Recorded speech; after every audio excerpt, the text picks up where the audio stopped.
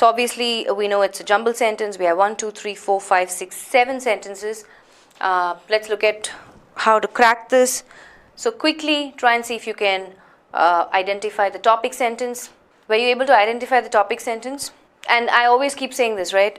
The best way to, so everybody says topic sentence is F, okay? How do we know that? Because in most of the sentences you have the pronoun there, right? So obviously it kind of helps us. I think this is part and not art. So who is this most referred to? And whenever you have the pronouns, it becomes easier for you to identify the topic sentence, F. Yeah? So for those of you who haven't probably taken the test, right, who have no clue, try and see if you can identify the sequence. Yes, a couple of you have already posting the sequence. I'm assuming you've taken the test and you've seen the answer key as well, so you know the answer, right? But let's see how do we form links now that we know that F is a topic sentence. So can somebody, let me just throw some questions, okay? Now that you've decided that F is a topic sentence, can somebody quickly tell me what is the clue word in the topic sentence F which helps you form links? The clue word is prospering, right? Mightily is just an adverb describing the prospering, but we're talking about in the topic sentence, what's my clue word? It's definitely prospering, okay? So which means I need to look for sentences which are probably expanding on how South Asians are prospering, right? So I need to look for those sort of sentences. So I'm looking for positive sentences, right? Sentences that are supporting the fact that South Asians are prospering. So what are those sentences? Out of A, B, C, D, E and G.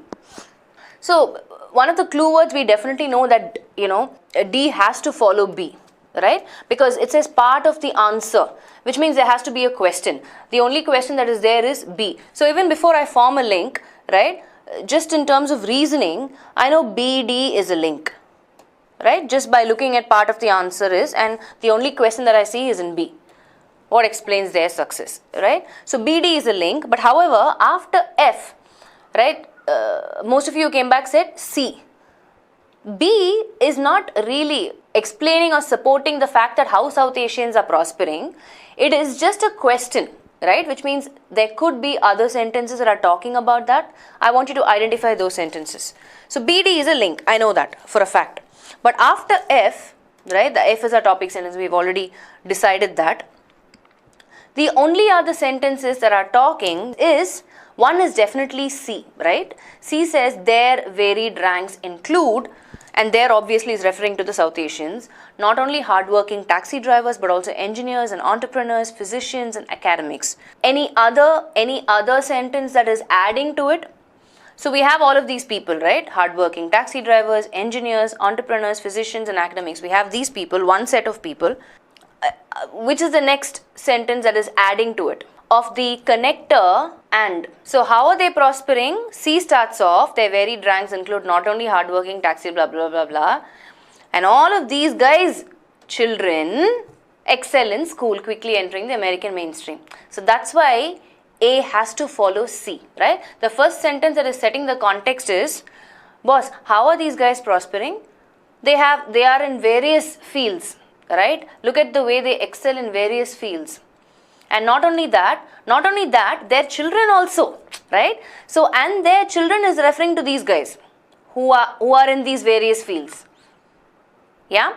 So, obviously, I have F, then I have C, and then I have A, right?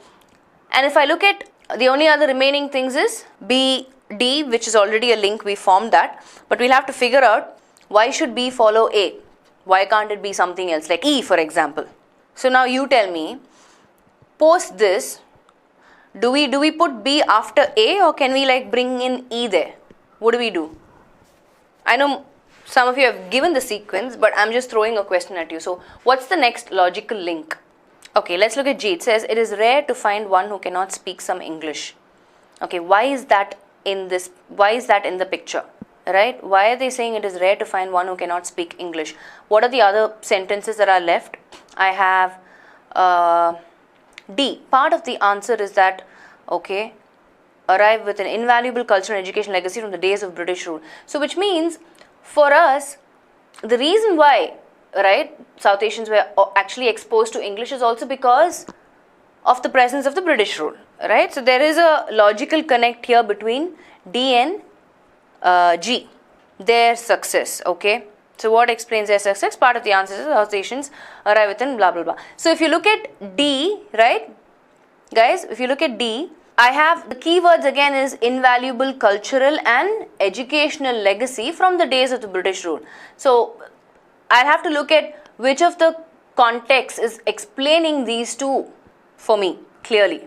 So one, in terms of British rule, the reason why people are able to, speak English that fluently because of their influence. And the other part, it also goes ahead and covers in terms of what has been the cultural legacy. So how has it been? Most are devoted to order, fair play, civility, and have had experience with democracy and the rule of law, right? So only after the British were, so there is, I can't put E before G simply for the fact that because it talks about, and then they've had the experience of democracy and the rule of law, which means they've had the experience of what it is to be under somebody, which is the Britishers, and post which, after independence, they've also understood what it is to be independent, right? Taking decisions, keeping in mind for the people, of the people, by the people, right? Democracy. So the logical sequence, some of you who came back and said earlier, would be this, right? B, D, G, and then E. Fair enough? So I'm sure, like I said, those of you who knew the answer already because of having taken the test, this is the right sequence. However, for the rest of you who haven't taken the test, right, this forms our final logical sequence. Let's do a quick recap. So F establishes the fact that the entire context is talking about South Asians with the pronouns all over the place, right? That's a no-brainer. Post which we go about keeping in mind our keyword prospering. We select C and A, which talks about that, yeah.